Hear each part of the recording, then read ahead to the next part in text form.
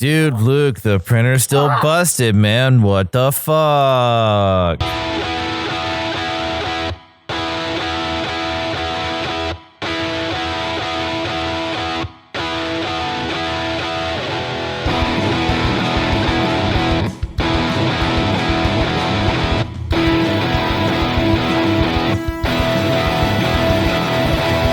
How's it going, everybody? Welcome to episode 103 of the Topless Robot Podcast. My name is Ryan. I'm Tyler. I'm Brooks. I'm Dan. And I want to start things off with probably the biggest announcement this week. As was predicted, Nintendo dropped a Direct on Thursday, and we got an announcement for several things, actually, but probably the most exciting of which is Super Mario 3D All-Stars. And that's going to be Super Mario 64, Super Mario Sunshine, and Super Mario Galaxy in a collection. It's going to be a $60 collection, but there are some problems with this. First off, what's nice, they're not full remasters, they're not full remakes, they're upscales. So they are going to be shown in the wider aspect ratio where, like, Mario 64 has never been presented in that format. I don't think Mario Sunshine supported that format. Mario Galaxy did. But it'll be the first time that these games are available in that kind of wider format and higher resolution. But as far as anything else is concerned, there's no upresing of assets. They haven't gone through and like reworked anything. So Mario 64 is still going to be chunky as hell. You know, everything's going to look basically the same. It should probably run very well, but it's all going to look basically the same. I want that thick Mario, yo. I'm okay with that. People are all freaking out about that, but like all that Mario 64, I feel like when going back and playing Mario 64, the worst part of going back and playing Mario 64 was the control scheme, because it was the first 3D platformer, didn't work very well. They can work on that. That'll be updated and it'll feel a little better when you're playing on the Switch, because you kind of have to update that part. Right. See, and go ahead. I tend to have a lot of unpopular opinions about Mario 64. I think that the only one I really want to bring up is I just think that game is ugly. It was ugly back in its time. I never understood why people thought that game looked good, even when it was brand new. Don't get it. It's an ugly game. Yeah, it's a nugget. I haven't seen anyone freaking out because they aren't doing like remasters or anything like that. What I have seen, and I think it's justified, is people freaking out over the limited window in which you can buy it. That is weird. It is only going to be available until March of 2021. And that is both physical and digital. So you will only have until March of 2021 to purchase this game at all. Now, I will say this. That's bullshit. And then when your time runs out and they stop selling it, they send the guys who did the Wii commercials to come to your house and beat you up and take your copy back. We would like to kill you. We have a cease and desist. They're not the Repo Man, it's the Weepo Man. The Weepo Man. Oh, Jesus. Okay, so I will say this. That's weird. I don't get why they're doing it. Yeah.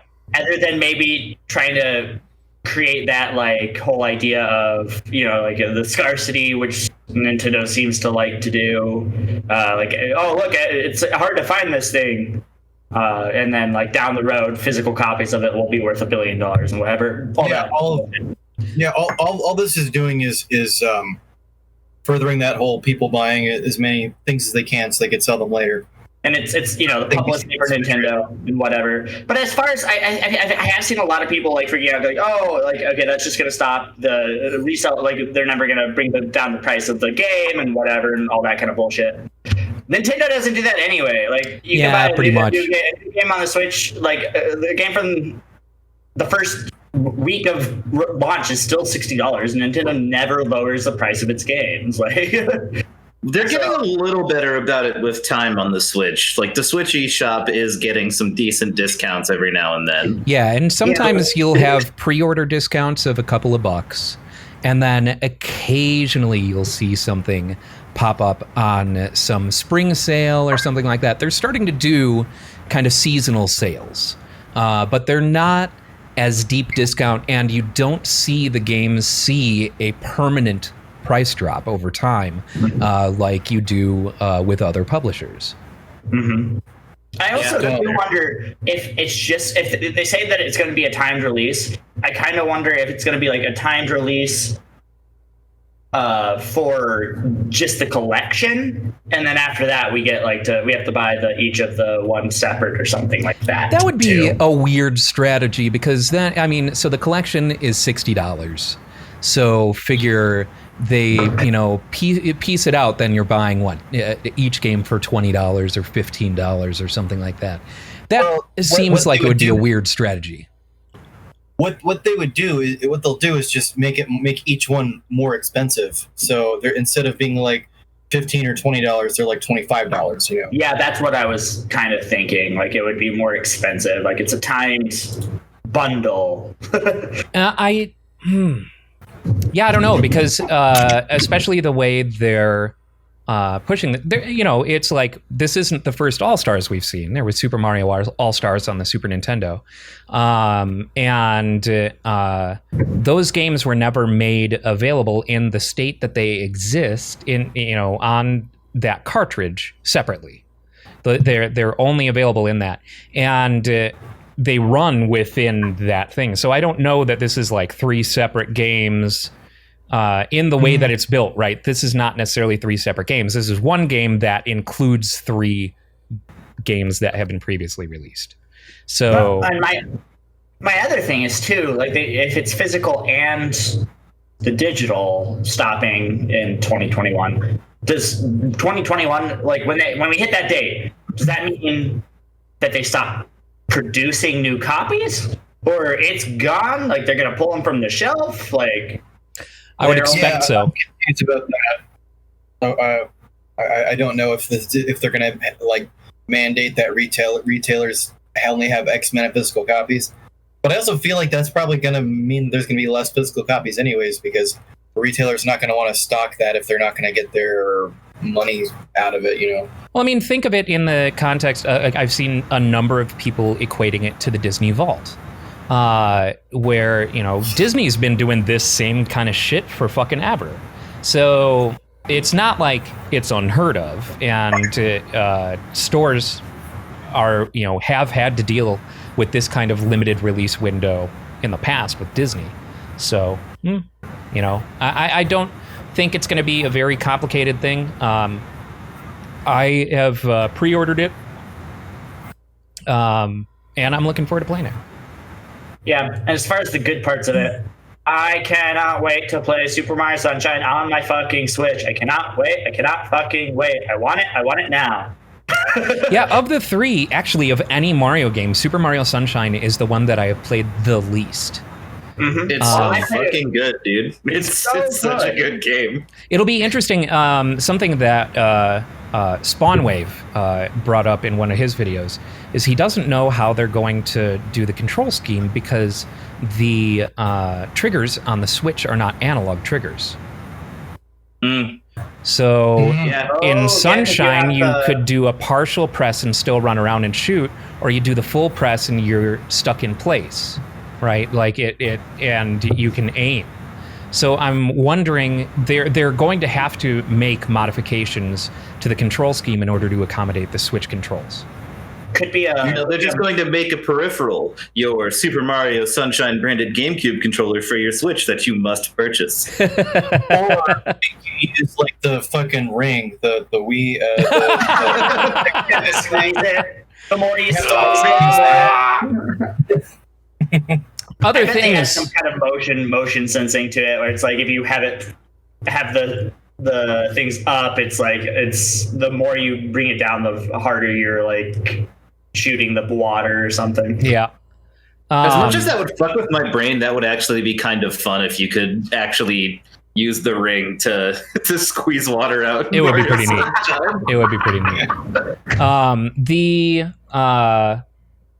There were several other things that were announced during this 35th anniversary 35th anniversary of Mario Nintendo Direct, all of which I'm actually pretty excited for. There was the super rad Mario Kart Live thing. That looks so cool. It's something I never thought that I wanted, but I do. You have cameras on tangible RC Mario Karts that use AR to lay out a track, and you can race against other tangible karts or virtual karts and use the Switch to control them. Like, it all looks amazing, provided it works as it's displayed in the thing. It looks incredible. Until someone hits your cat and kills it. Ah, shit, I shot a blue shell at my cat. No! They also into it. announced a pretty rad looking Game & Watch that contains the original Super Mario Brothers as well as the Lost Levels, and 35 secrets in it, and a Mario skinned version of the Game & Watch ball catcher thing. So that looked pretty neat. Of course, it's going to be another one of those limited things, I'm sure, where it's going to be difficult to get your hands on. And fanboys are going to be killing each other over it. And they can have fun doing it, because I don't fucking care. Then the only one that I really care, that looks cool. It's not something I'm gonna buy. Yeah, I was not super. Oh my god, Brooks! He needs his tea. Oh my god!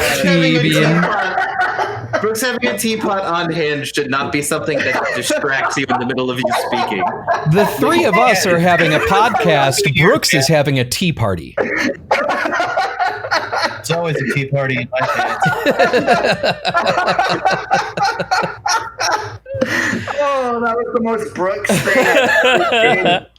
Oh shit! It didn't even catch me off guard. Me and Ryan just went on with our day. Somehow you haven't learned a damn thing about Brooks in the couple of years this has been going on.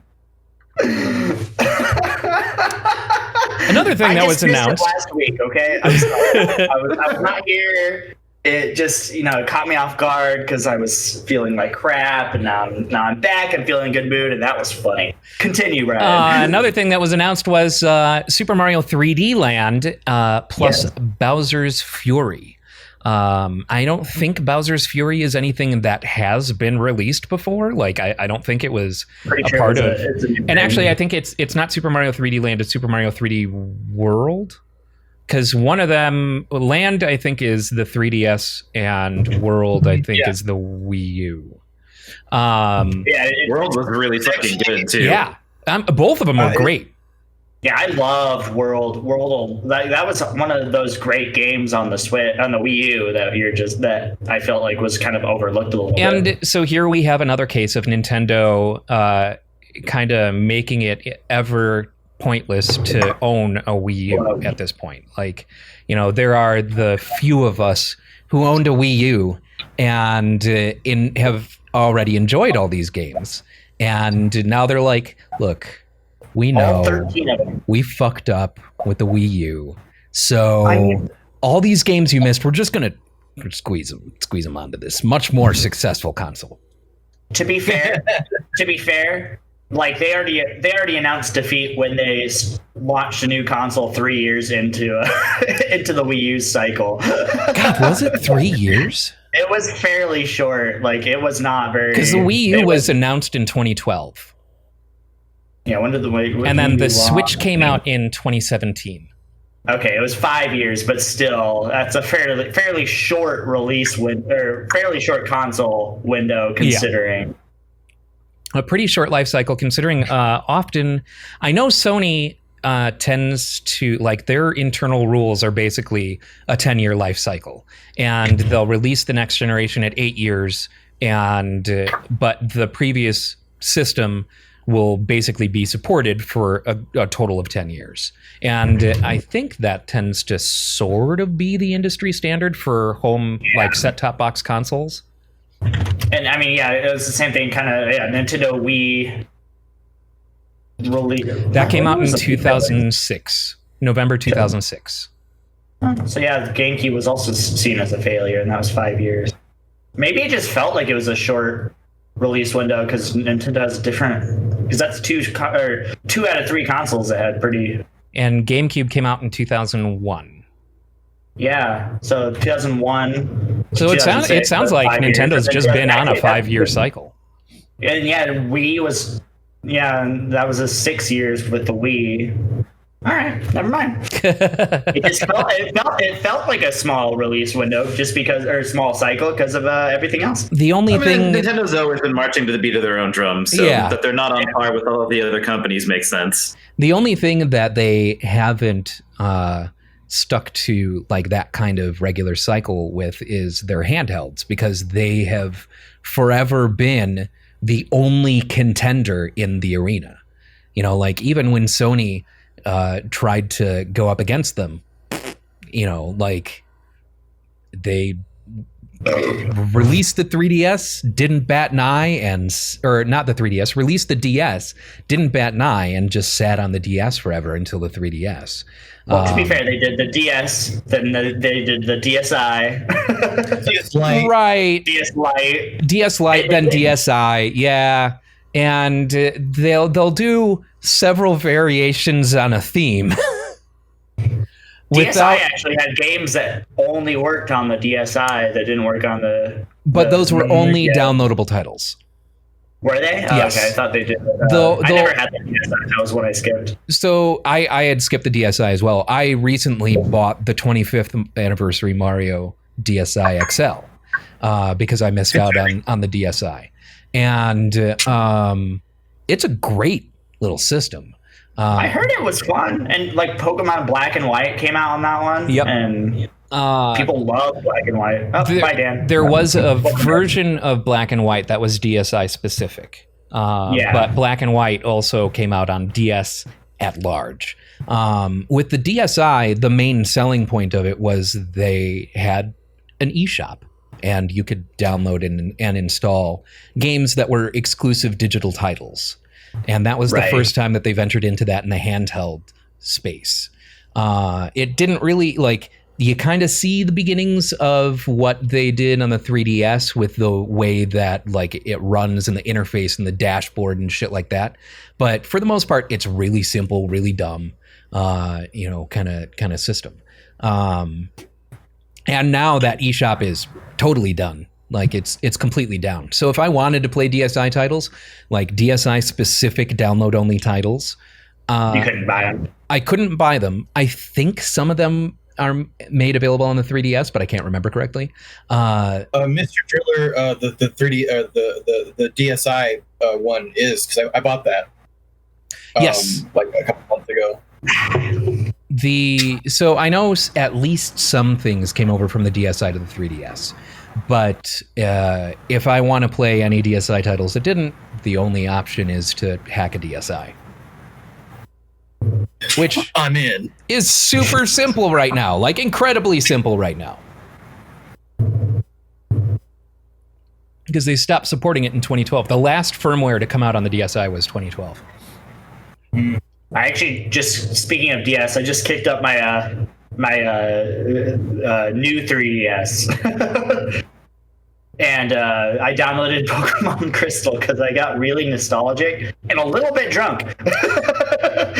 Usually those things go hand in hand. As these things I want go. to play some Crystal. So I've been playing some Pokemon Crystal on my 3DS, and it's like the first time I've touched that console since the Switch came out, actually. And I was like, yeah, I love that console. The new 3DS, I think, is my favorite new iteration of a Nintendo handheld that I've had. It really is. And yeah. I hate the nub. I do hate the nub. And unfortunately, almost no games need it. It's basically like using a fucking eraser mouse on an IBM ThinkPad. Like it's garbage, and it hurts your thumb.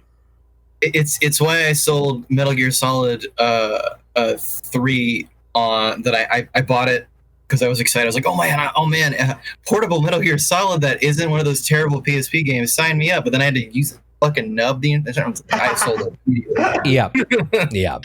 I like having it when for certain things. It was nice for Dream Drop Distance when they had the fucking games that you play.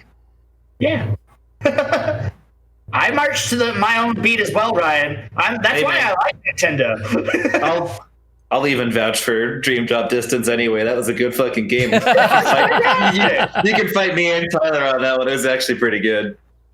I love my 3DS new 3DS XL because I got it with you got the Metroid. Didn't that Metroid use the nub too? No, it did not. I thought it did. No, so Metroid Samus Returns is a remake of the Game Boy game, and it's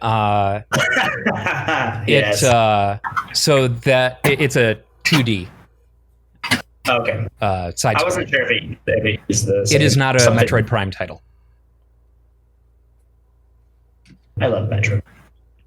And so aside from the Nintendo Direct, we had a couple of other monumental things happen this week. Tony Hawk's Pro Skater came out on Friday. Pro Skater! Tony Hawk Pro Skater 12, Dissonance of Harmony and Despair.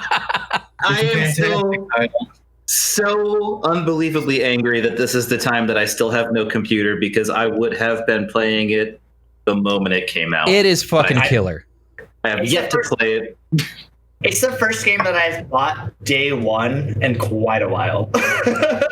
I bought it when it was announced so I could play the warehouse demo. It's so fucking good. And it feels so nice and it looks so pretty. And it's not even a $60 game. I think they're selling it for like $40. Yeah, it's like the digital deluxe edition was $50, and that just came with a bunch of extra skins. Yeah, but I was like, brand new game for $40. Like, all right, I see you, Tony. Dude, just get the $100 version where you get an actual skate deck with it. What? I didn't know that. Yeah, there was like an extra one above the digital deluxe. You would get an actual deck. Okay, that's pretty rad. As long as it's not the fucking Tony Hawk Ride deck. I don't believe it is. Tony Hawk Ride. Oh. I will say though, I watched my brother play a little bit of it while it was downloading. He played through like the tutorial just to see, and Tony Hawk's voice acting for the tutorial is just so overwhelmingly positive. It bleeds through the audio. It's like that was sick. Should I go outside and get on my board, or? They did a fucking killer job, which is a relief considering what a fucking bomb Tony Hawk's Pro Skater 5 was. Yeah. So obviously it must not be the same team. And Neversoft dissolved in 2014. So this is a love letter to Tony Hawk's Pro Skater 1 and 2. What I love is some mechanics that were only introduced in 2 have now been added to 1. So like you can revert in Tony Hawk's Pro Skater 1, there was no way to combo out of a pipe. You couldn't go land out of a pipe and do a manual or revert. You just ended, like there was no building monstrous combos in 1. There was nothing using pipes really as much in 1 as it was in 2. So it's nice to be able to do reverts out of pipes into a manual and then go elsewhere and continue your fucking ludicrous trick chain down the entire course and build up a 100,000 single trick. Okay, I have a question. So, Brooks, you've been playing. Ryan, you've been playing. What's your biggest trick that you've gotten so far? Well, surprise, surprise, Tyler. I have never played a Tony Hawk game prior to a couple of days ago. So I am not doing well. I'm hearing an excuse come. I'm hearing the fact that I still have to go out bravely as a hero to my job while you stay at home and play your little skateboard game. Angrily poor Steve. Yeah, exactly.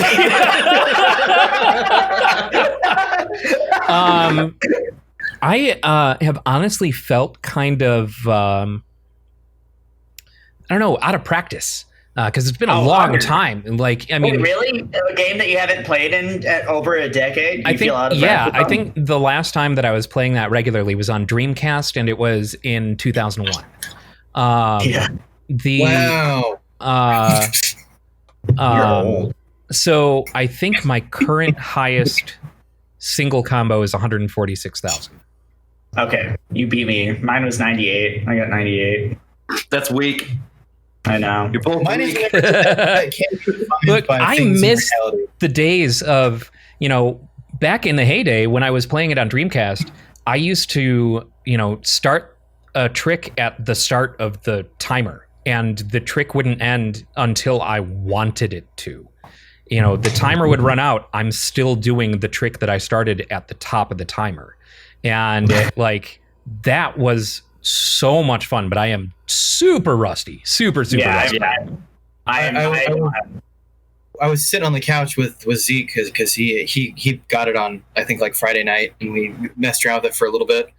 But we were sitting on there, and I was like, how much you want to bet? Like, over the next week, you can have a bunch of like old skate dads who just got this game because they're excited about it, in the emergency room with like, oh man, I just made me so nostalgic. I had to go get it back out on my board, and I broke every bone in my body now.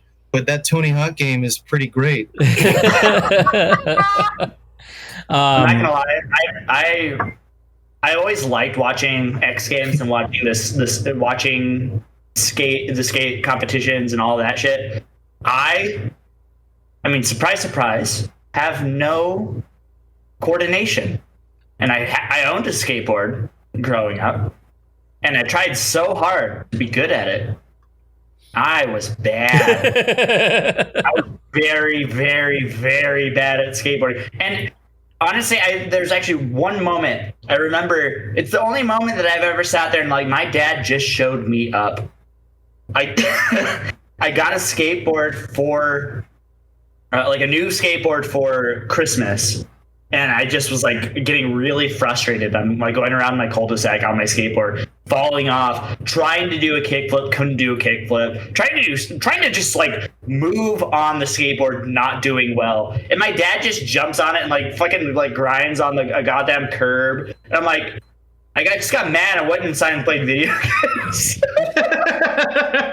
Dad, you don't need to do that. And I'm like, I didn't learn how to ride a skateboard until what, like less than a year ago, I want to say. It's like I wasn't allowed as a kid because my parents were like, "You're clumsy. You're gonna hurt yourself." I'm like, my mom tells me that to this day. I'm just imagining your dad busting a trick and just shoving the board back into your chest and saying, "Call me when you can shred the Gnar, poser." Is your dad Christian Slater from Gleaming the Cube?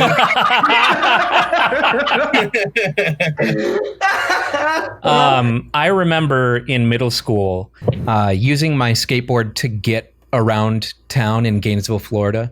And specifically, whenever I went to skate to visit this one friend, it was pretty far away. And I'd get into her neighborhood, and the streets were not great. So it was lots of on the wheels. By the time I got there, I just couldn't feel anything below my ankles at all. So numb. It is the weirdest sensation in the world. But if you go over bumpy terrain, like that rigid, regular bumpy terrain, you just completely lose all feeling in your feet. So is this where Jasmine's going to come in and make fun of your ankles? Yeah, I watched last week's episode. Yeah, I did. Yeah, man, it feels like death is doing a kickflip over your own grave, man. Like, duh, but there's a reason that skate parks are always made of smooth concrete. Yes. Yeah. No, that's fair. That's fair. And I probably could have like gotten around better traveling if I had like had a longboard or something like that. But I just never, I always had blind or hookups boards, like just little trick boards. Now, if you're trying to like travel down the rough pavement, you need something with softer wheels, like a longboard for sure. But yeah, I love my longboard. Used to go to the skate shop in downtown Gainesville and, piece together shit. Like, it was the best, man. Fucking, I miss those days. And then I tried to revisit those days when I was 24, I think. My buddy Andrew and I went to the 60s. My buddy Andrew and I went to a skate shop and decided to buy, piece out boards and tried skating. That lasted a couple of days. That sounds all right. I mean, especially because even young kids who can get hurt and get back up, they all still quit pretty quick too. Yeah. Everyone wanted to be a skateboarder. They're like, oh shit, this is actually really fucking hard. I quit. Yeah. I was actually my extreme sport that I played. I actually was a pretty good inline skater. I would like. Of course you were. I did a lot of inline skating. Skating when I was anything's better than committing yourself to being a scooter. Yeah, I did have a race. Yeah. I did have a racer scooter guy, Tyler. I had a racer scooter. I'm saying specifically like as an extreme thing. Like you can ride around on one and that's fine. But if you're the dude who would bring his scooter to the skate park was a dork. Hey guys, watch me do this jump.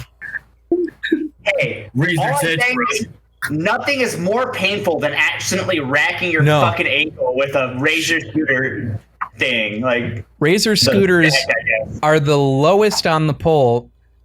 Just above them, just barely above them, were soaps. Soaps are as low as you can go, dude. I don't know about that. Soaps. Well, yeah. Are you not familiar with soaps? I am not familiar. Soaps with were shoes that had a grind plate on the bottom. Oh yeah, no, dude, they were Sonic shoes, dude. Yeah, officially licensed. Officially licensed. It was the best of times. It was the worst of times. That was worse than Heelys. Come on. Well, yeah, and Heelys are barely above soaps. Heelys are more embarrassing because, like, that's what your little brother gets to be cool, you know. Like, and actually, now that we're in a new age, I would say that hoverboards are at the bottom of the totem pole. Do people even use those anymore? I have no idea. It was a couple of months last year. It just depends on where you're at. Like the place that I've seen most of them is Vegas, of all places. Yes. And inside of casinos on the Strip, people are just allowed to ride them around, like as long as they're going down the walkway. Hey, I think I was in like the Luxor or something, and some dude on a hoverboard who was not an employee just right through the casino. I'm surprised he didn't get tackled. Yeah, right. Like, life, bro. My inside bully instinct to just fucking whap is so high with that. It's just the stupidest thing. Wait, yeah, well, absolutely. What ass pussy? What ass pussy there? Whack? Gross. No, bad joke. Make that game weak. Here's female genitalia. Female. It would make you even angrier to know that the dude was just looking down at his phone and, of course, just on his hoverboard in the middle of the casino, just leaned forward with both of his hands on his phone, just waiting to kill somebody. Have you guys ever tried to jump on one of those things? I've never used one. No. After I saw, who is it, Mike Tyson, I think, who fucking fell off of one and just slammed onto the floor. Yeah, no. Hey, if anyone can take a hit. I may have been steep, but like I'm jumping onto that I'm more of a Segway guy myself. That shit takes some balance. So wait. So where does the hover chair fall on this tier of embarrassing things to be good at? The hover chair? I'm sorry, like Professor Xavier's hover chair? No, like those like power chairs you see on commercial. Those like electric wheelchairs. Oh, like the old people got. I mean, that's just no. There is the Rascal. Yeah, that's the one. I said it. I said the right. Oh, did you? Yes. I did not hear you. Gotta go down to to the quick save on my rascal. I think that doesn't even quite make the list. Yeah. Baby doll, we're going to pick up some smokes. Watch me take this sweet jump. I'm gonna go get. You want to see me do a grind? I wish my grandson was here to help him put it in my van. Sit in this red wagon and hold on to the back. We're gonna ride it down the bike lane. I feel like this is an angle that should have been investigated by Jackass when they did the old people makeup. Like, I know Johnny Knoxville was riding around in a rascal and did a bit where he fell asleep on the rascal and went into traffic. Like, I would love to see them try and do some dumb tricks on a rascal. That'd be fucking hilarious. Like going down like a fucking like half pipe or something. Oh my god. Drop in on a rascal. That's got death all over it. Look, Johnny Knoxville is immune to dying, and we all know it. So if anyone's going to do it, it's him. He was cursed by a very unfortunate wizard. I would argue to live. The one more impervious to death is Steve-O. Yeah. No. Or maybe His whole face will just be replaced. Steve-O has set his entire face on fire. All I'm saying, Steve-O, the bullet ant thing. Steve-O got a couple of off-duty nurses fired for helping him administer an IV drip of alcohol. see, but like, Steve-O would do a lot more heinous, like drug-related things back in the day. But Knoxville took way more physical punishment for sure. Oh, I don't know. Knoxville got flipped over by a bull and landed on his neck and somehow didn't even get hurt. It's true.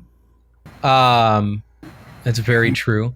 And Steve-O was the first go-to for the car in the butt, and he turned it down. Yeah. And also the crowd control devices that they stood in front of that shoot the rubber balls, like in a spread to suppress crowds. Yeah. It was like Knoxville, I think Dunn and Bam, and the other two just went down, and Knoxville just like did this and ran off. Like, riot suppression equipment couldn't keep Knoxville on the ground, dude. Yeah. He didn't even fall over. Yeah. No, that's fair. That is fair. I didn't really think about it. I just always think of Steve-O as being like the worst one of all of them. Didn't Steve-O recently tape himself to a billboard? Yeah. Yes. In promotion for something he's doing, yeah. Yeah, in promotion for, like, he's got a video special coming out or something like that. That's right. And so he he actually... for like a day, right? Yep. And it, like, live streamed himself up there and everything. I mean, Steve-O's this, dumb stunt guy, I guess. At least he's not cripplingly addicted to drugs anymore. That's true. Yeah. Now he's addicted to life. And it has done little to his personality to be off the drugs. At least that tells us. It must be kind of nice to know, though, that it's really just you and not the stuff you're taking. Yeah, right. Yeah, dude. And then he's like, wow, actually, that still sounds like a good idea. Man. I am just an idiot. All right. Good to know. So, moving on, the other big thing that happened this week is The Boys Season 2. Yeah. However, I didn't know this going into it, but they are doing a staggered release schedule. So they dropped 3 episodes right away, and then they're releasing a new episode every Friday. There's a couple of things that are doing that now. It feels like that's the new way of doing it to keep people, to avoid the HBO effect. Well, I know. I don't know. Amazon has been doing that for a long while. They started doing that when they got the Grand Tour, when they got the Top Gear guys into their show. And if I remember correctly, that was the first time that they were like, look, these are going to be staggered weekly releases.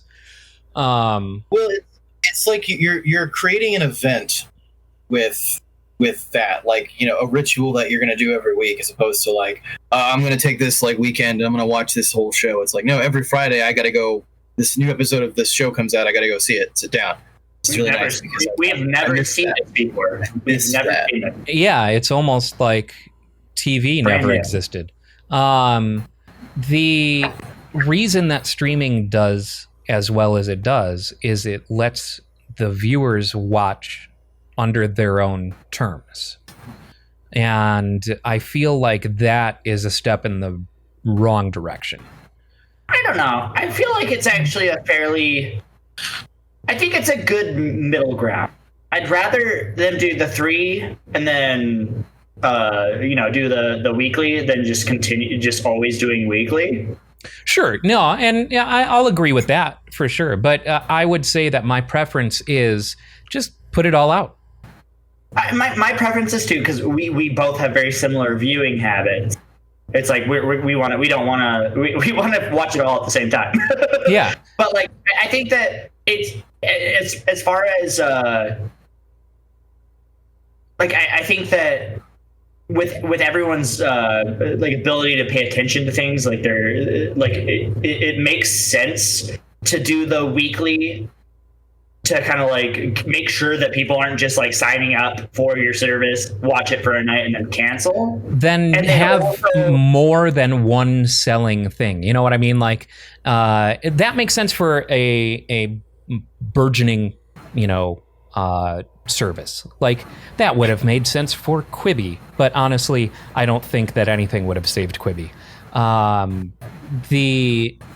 It makes sense if you are just starting out and you've only got like one killer property in production.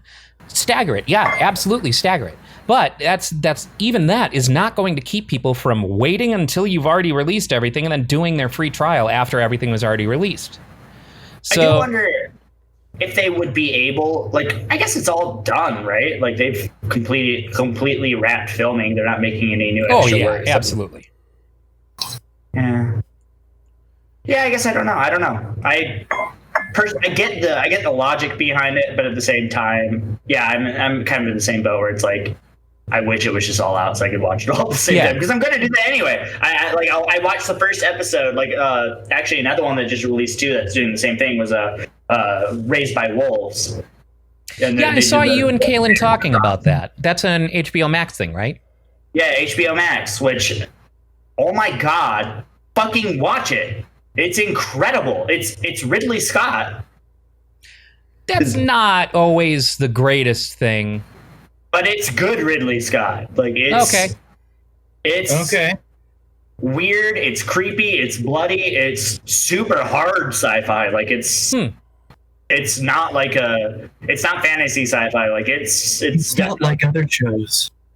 No. Come on, there's hard sci-fi and soft sci-fi, right? You know what I mean?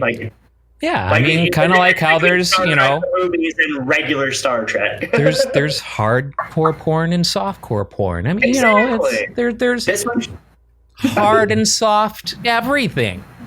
This one, the penis penetrates the dad. Okay, that's all I'm saying. No, it's we really have sci-fi penetration. Repeat, we have sci-fi penetration. Docking. Exactly. This one docked. You must construct additional pylons. So you would say that this series fucks. This series. Does this series late pipe, Tyler? This series is. Isn't that a joke in The Boys as well? Is this series laying the foundation for some solid plumbing? Yes it is. Does this television program promise to go all the way and loves you? And does this television series not leave you for another man and maybe for another platform? Is this series never going to give you up? It's never going to let me down. You guys both just drank at the same night. In sync. That was perfect. That's perfect. Have you watched Boys Season 2 at all yet, Ryan? I watched the first 2 episodes. Okay. I feel like I need to rewatch the first season because it's been a while since I watched the first season, and I started watching the second season, and I felt like I forgot how we got where we were. So I feel like I need to revisit that first season. They did Time to go back and rekindle that old romance with a certain special television program. Brooks, have you watched? Have you? I know, obviously, I asked Brooks because I know that. Have you watched The Boys at all yet? I know we watched the first 15 minutes or whatever. I watched the first episode, but I really haven't been in the mood lately to watch anything kind of hyper violent, which is, a little weird for me, but like I've just been kind of vibing on funny or relaxing stuff lately. Basically, The Boys is the series that does in fact lay pipe, and Brooks is not in the mood. I have a headache. Amazon, in their infinite marketing wisdom, approached both Michael Reeves and his ex-roommate, who, why can't I think of his name? Two YouTubers who are known for creating things and being absolutely hilarious in doing so. Michael Reeves had to create Laser Baby. And so he makes a baby with laser eyes and then sets up a photo sensor to notice the lasers and ignite a fire when the baby shot at it. And then William Osman taught his cat to put out a fire that was set by a laser baby. Jesus fucking Christ. So he walked through all the training that he had to do to get his cat to press a red button that would make it would trigger a toy fire truck to spray a popsicle stick house that was on fire. Wow. It's pretty great. It's pretty great. Yeah.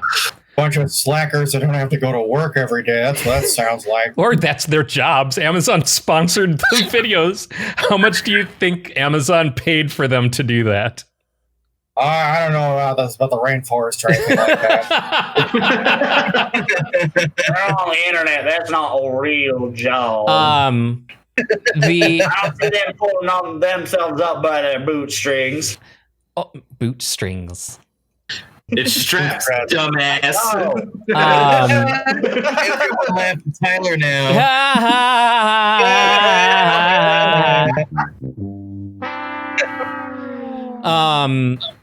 Also, I learned that William Osman's cat's name is Jimmy Neutron. No, that's kind of cute. Blast. Yeah. So both of those YouTube videos are worth watching because they're fucking hilarious. And from what I've seen of Boys Season 2, it's good. It's very good. So I started it, but then I ran out of time because I was trying to watch it. Trying to watch the first episode before this podcast, but I did not. What else happened this week?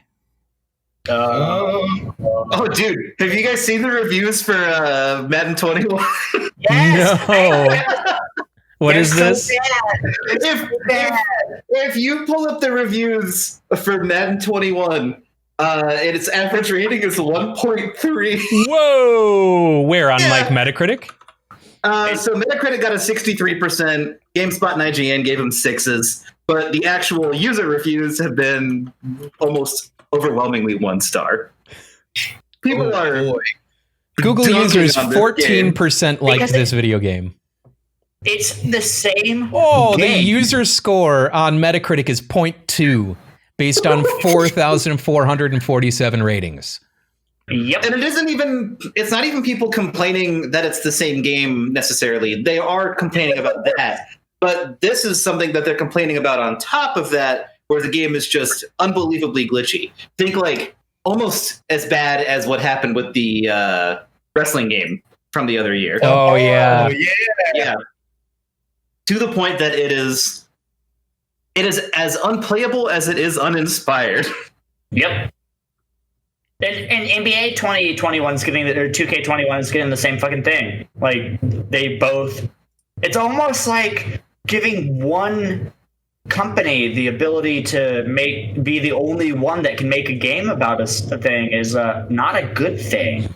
Like the lack of competition is actually bad.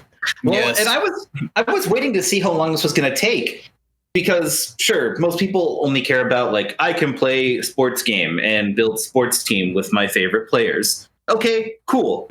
I guess you just don't want to play fantasy, which is about the same thing anyway. But I was wondering how long it was going to take people to finally say, "Holy shit, you guys aren't even trying to make a quality game anymore." And it's finally gotten to the point where even like their fan base doesn't excuse it. So here's it's about time. Here's a review. I've bought Madden every year for the last 20 years. Why? No more. This game is a joke. EA should be embarrassed. How you can't make a decent franchise mode in 2020 is beyond me. All they care about is MUT. Mutt? Probably microtransactions, some shit. Yeah, I'm assuming microtransactions. It has ruined Madden. There is no immersion to this game. It feels completely stale. I'm honestly more sad than mad. I love football, but I can't buy this game. Oh, poor John Madden. I love football, but I can't buy this game. Sir, this is an Ace Hardware. I know where I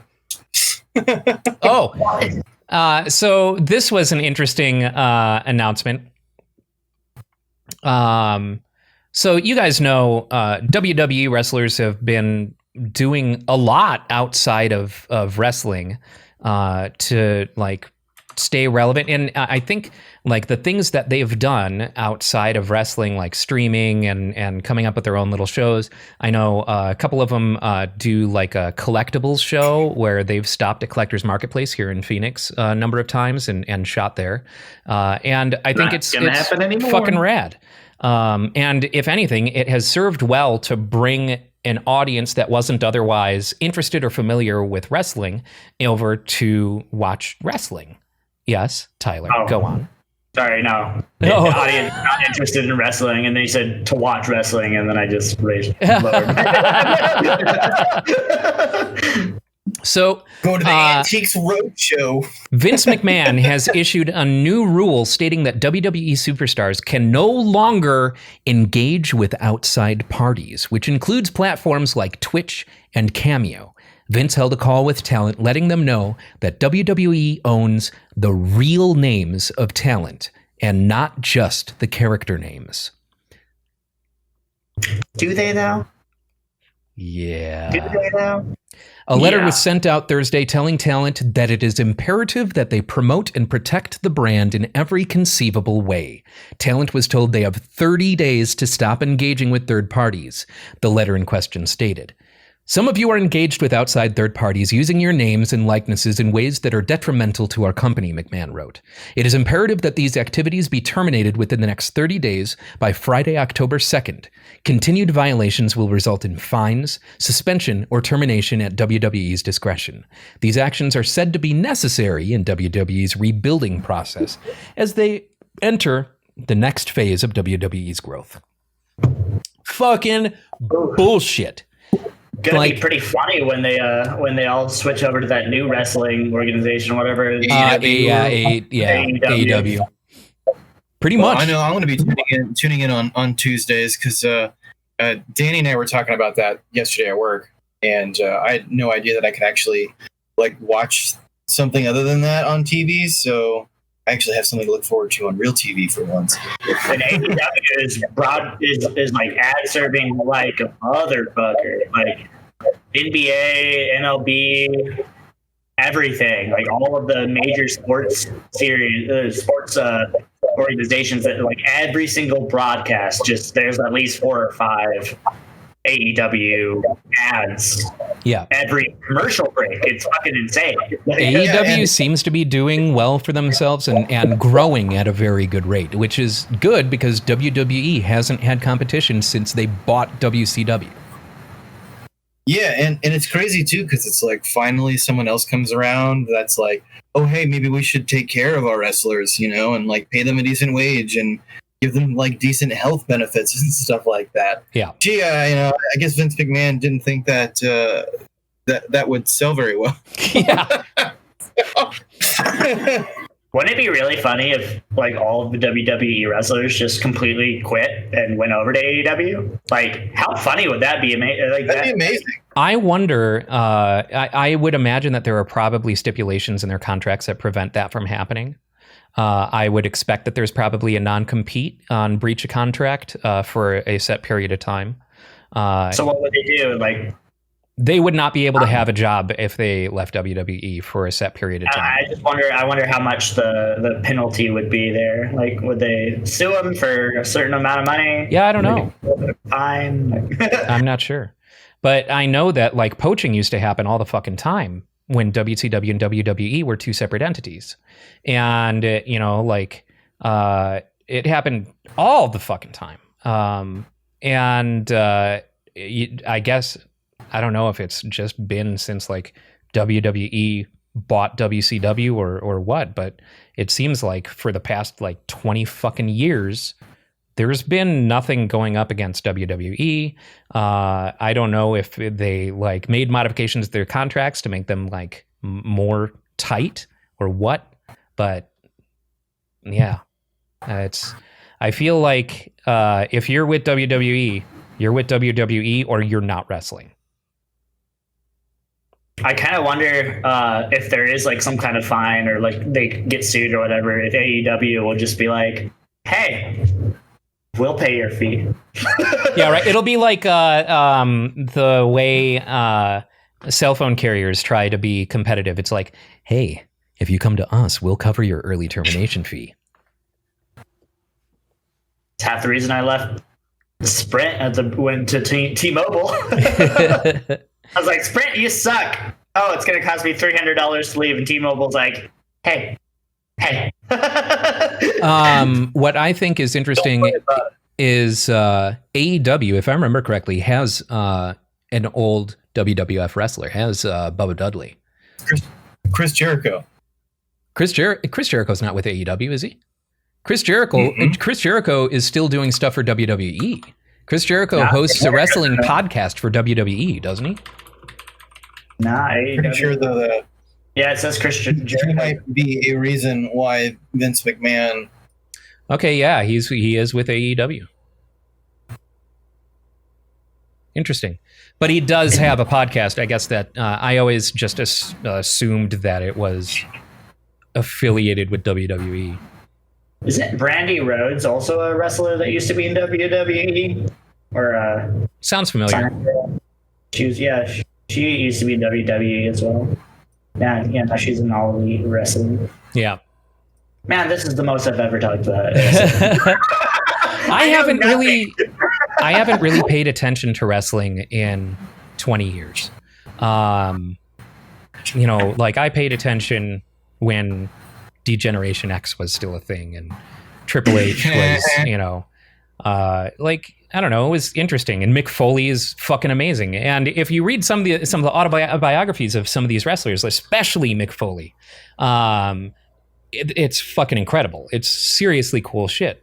I fell out of interest in it a long time ago. But there's occasionally some really interesting things that happen with it. And right now, I think we're seeing one of those things. And that's the rise of AEW and WWE continuing to shoot themselves in the foot. Yeah, they're just kind of missing the mark on all levels here. Yeah. So.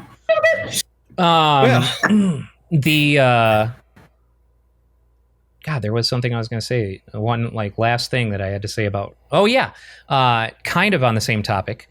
The Rock bought XFL, the XFL league, because wait, what? Really? The football?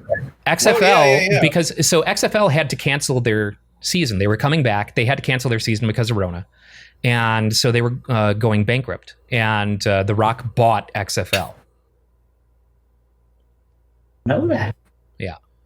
So that'd be interesting. XFL's fucking hilarious, man. Have you guys ever watched a single game from the XFL? Mm-mm. Yes. Most of it's the same as just playing regular football. But one of the things is that you can be interviewed at literally any time during the game, like aside from during a play. So what they'll do is like somebody will miss a field goal and like obviously be really upset. And it was so funny. He walks off to the sidelines and this person just comes up and shoves a mic in his face and says, "How you feel about that kick, man?" That's pretty great. Yeah. It's not like the old XFL where people could just beat the shit out of each other, which is a good thing. But the interview at any time feature is comedy gold. I don't even think it was intended to be comedy gold, but it is. That is pretty great. But yeah, I think that's pretty cool. And Dwayne "The Rock" Johnson can do absolutely no wrong. I had his tequila the other day. Oh, I didn't know that he had a tequila. Yeah, it's a tequila. Breaks to the wall. He's like, "Bring her back, Tyler." Is it any good? It was all right. He doesn't have any añejo though. So he only goes up to reposado. Okay. And so I am not a big fan of. I like more aged tequilas better than I do the silvers and the reposados. But I think it's Nick Jonas has a añejo that's really fucking solid. What is it with these celebrities like owning liquors? I don't know. It's probably one of those things they really wanted to do and how they didn't money. Your name. Basically, it's a branding thing. So like they don't. It's like an endorsement more than it is actually owning one, if that makes sense. Like they're pretty much just buying from another company that's already producing a bunch of stuff, like a distillery. Sure. So they don't own a distillery; they're just bottling. Exactly. It's the same. Like Douce, I think it's called. It's a cognac. I forget what distillery he buys from, but he didn't like open a distillery and start producing his own cognac. He just buys from a pre-existing cognac producer. But from what I understand, that's also not uncommon with a lot of like whiskey brands and things like that. In fact, in order to start, you have to, if you want to start selling immediately, you have to buy from other distilleries and rebottle before you start producing your own. Because in order to qualify to sell your own, it has to have been aging for a set amount of time first. So companies just starting on what you're producing. Right. It does depend. So I'm talking about whiskey specifically because I watched one of the Whiskey Guild guys talk about this, where they'll frequently buy whiskey from other distilleries. And because otherwise they're sitting on whiskey for a minimum of 5 years before they can even think about making money. And so they'll buy and bottle something that'll fit, the flavor profile that they're aiming for. And so for those first 5 years, they're rebottling other distilleries' whiskey. In fact, he said that there was something like there's one distillery that provides the whiskey for something like 12 brands. And sometimes that doesn't mean that they just take it and rebottle and sell it and slap a label on it and sell it. They're usually using it to make blends. But yeah. No, and there's a lot of different ways companies are overcoming that. I mean, a lot of Scottish distilleries that are opening up just start selling gin until they have. I heard that as well. Start selling it. But basically, with the whole celebrity thing, like a lot of them have no fucking clue what they're even putting out.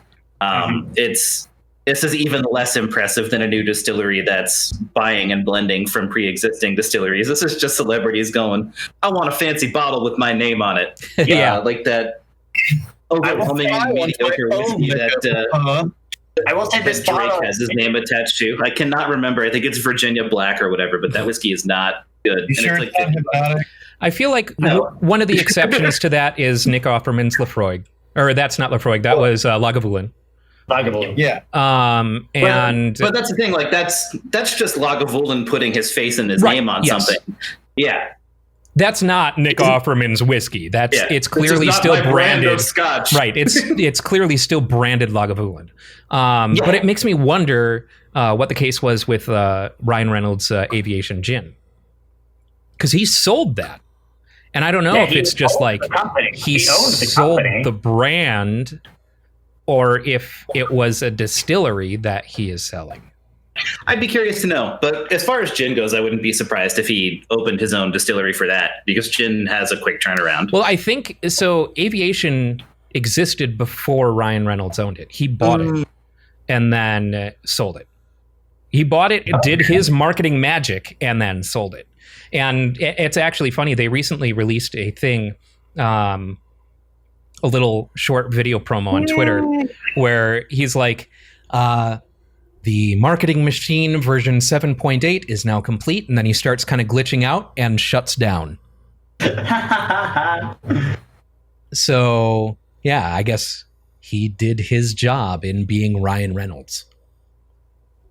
One thing that I'm looking up about this that is cool about the Rock's tequila is that it actually is the Terramana distillery. So he's not just buying tequila from somebody else. He has a whole team of people making this tequila at this distillery. That's cool. At least the Rock is not just slapping his name on something. Yeah, right. Like Danny DeVito's limoncello. I'm not sure about the Nick Jonas one, but the distillery is Fabrica de Tequilas Finos Distillery. And it was fucking good. I don't care about Nick Jonas. It was actually one of my buddies who's like, it's really good, try it. And I tried it and it was really fucking good. But he likes to go after all the he likes celebrity shit, and he just always goes after that shit. And I took his advice, and it was actually fucking amazing. It's honestly one of the best tequilas I've ever had, and I've had some fairly expensive tequilas. So That's surprising. Wow. Yeah, in general, like I feel like I have been hesitant about any liquor that is tied to a celebrity because of Crystal Skull. yeah.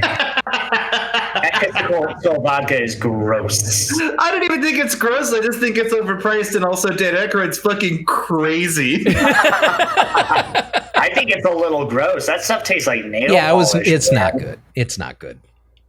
But the diamonds. It's not the Herkimer diamonds that it's quadruple filtered through. Dan Aykroyd is straight up a crazy conspiracy theorist, and it's hilarious. Yep. Oh man. The only celebrity endorsed booze that I was ever like, maybe I would, is the Humphrey Bogart estate teamed up with some distillery in like London, I think, to make like a gin because of the Casablanca lines and shit like that. Sure. But I never actually went as far as to try to find a bottle for myself. I do drink gin, but a celebrity is still, even my favorite dead one is still not enough. I mean, all I can really say is, for the most part, anytime I've had something that's endorsed by a celebrity, it's pretty good. So don't let that be a deterrent. Like I mentioned Douce earlier, it's actually a really fucking good cognac. But I think it's Jay-Z who's endorsed or owns the Douce brand. But it's good. It's overpriced, but it's good. The only thing that I've had that I thought wasn't good was Conor McGregor's Proper 12 is a pretty underwhelming Irish whiskey. You were telling me about that. I was really impressed with that Nick Offerman Lagavulin, but again, that's just Lagavulin. And I was genuinely quite impressed with Aviation, not just in quality, but in price. Because it was it was cheap as fuck. And like really quite good, So I don't know enough about gin to say that. Like I enjoyed it, but yeah, I could never compare gin to bad gin tastes like pine sol smells. Okay. Like if you've ever had a liquor when you were younger that like this tastes just like Christmas trees in pain. That shitty gin. Looking at you, Beefeater. But if you get stuff like Hendrix is really fucking good. There is some craft. Hendrix is what I had. Yeah. Bombay Sapphire. I know, Bombay Sapphire is very good. I know Dan has brought the Hendrix Summer Solstice over to my house before, which was really good.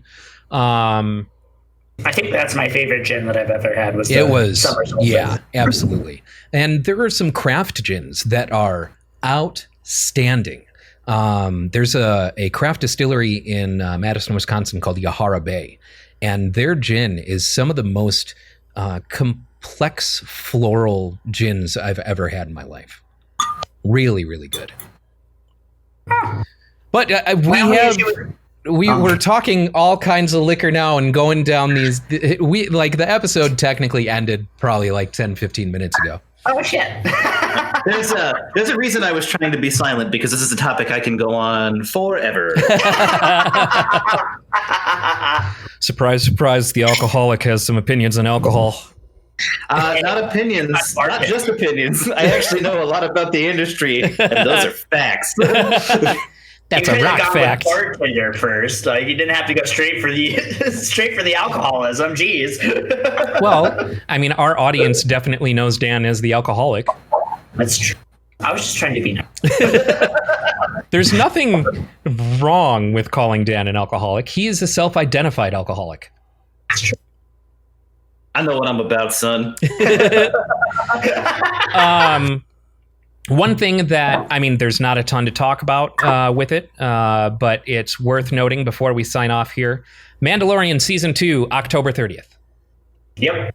Tenet released this week, and so did Mulan. And apparently both to substandard reviews. I'm hearing a lot of great stuff about Mulan, but Tenet, yeah. Also, if you were thinking about spending the $30 to watch Mulan right now, don't fucking do it. It's going to be free on Disney Plus in November. Yep. Just wait till November. That's in Don't get Disney 2 any months. more of your money. Shut up, Tyler. You bought the 3-year subscription to Disney Plus. Yeah. Every episode. On that note, thank you everyone for watching and or listening. We'll see you next week. Bye-bye.